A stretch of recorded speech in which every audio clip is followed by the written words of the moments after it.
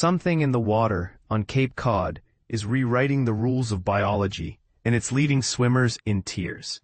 For 20 years, beach-goers wading into the gentle surf off Cape Cod have been met with an unexpected, searing pain delivered by a creature that textbooks insist is harmless. The culprit, the moon jellyfish, a translucent saucer-shaped drifter that marine biology students are taught to handle with bare hands.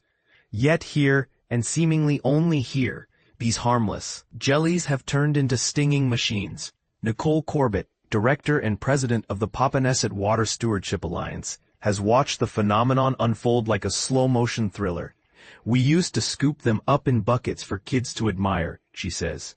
Now we warn parents to keep toddlers away from the waterline. The change began around the turn of the millennium, when reports of moon jelly stings, red, itchy welts that can linger for days, started pouring in from Falmouth to Provincetown. But here's where it gets controversial. The stings aren't always coming from the jellyfish you can see. Swimmers who never brushed against a bell or tentacle have staggered out of the surf, skin flaming. Corbett's team now believes the jellies are releasing a stinging mucus veil that hangs invisibly in the water column like an underwater spiderweb. One dip of a shoulder or a child's cheek, and the venom finds its mark. Size matters too. When Corbett dipped her net into Nantucket Sound last August, she hauled up moon jellies stretching a whopping 14 inches across. Giants compared with the textbook maximum of 12 inches. Imagine a dinner plate that pulses and glows, and you're halfway there. Even more puzzling, these super jellies have extended their summer residency from a fleeting 2-week cameo to a 4-month marathon, lingering from July through October. And this is the part most people miss. The DNA doesn't add up. In 2021, Corbett crowdfunded a genetic deep dive, shipping tissue samples to labs from Woods Hole to San Diego. The verdict? They're moon jellies, but not as we know them, she says. The barcode sequences failed to align with any officially cataloged Aurelia species. That leaves 2 jaw-dropping possibilities. 1. Cape Cod's moon jellies have undergone rapid localized mutations. Evolution on fast forward, giving them both extra size and a chemical arsenal.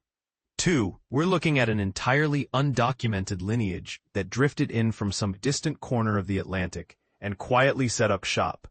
18 research institutions, coordinated by the University of California, Merced, are now racing to untangle the mystery. Picture a coast-to-coast Zoom call where geneticists, oceanographers, and citizen scientists pass around gigabytes of data like trading cards. So what do you do if you're the unlucky soul who feels that first electric jab? In 2020, Corbett rolled out sting relief kits that look more like first aid goodie bags. Each waterproof pouch contains a vinegar rinse to neutralize undischarged nematocysts, a lab-grade urea spray to break down venom proteins, a copper sulfate cream to curb inflammation, a reusable heat pack to finish off any lingering stingers. Donation jars at beach parking lots keep the program afloat. And today you'll find the kits stationed at 18 beaches from Sudbury to Mashpee and across Barnstable. Lifeguards swear by them. Parents treat them like gold. Bold claim that might ruffle feathers. Some marine biologists argue that Cape Cod's warming waters and nutrient runoff have essentially bioengineered a new subspecies in less than a generation. If that's true, are we witnessing nature's adaptability or our own unintended handiwork?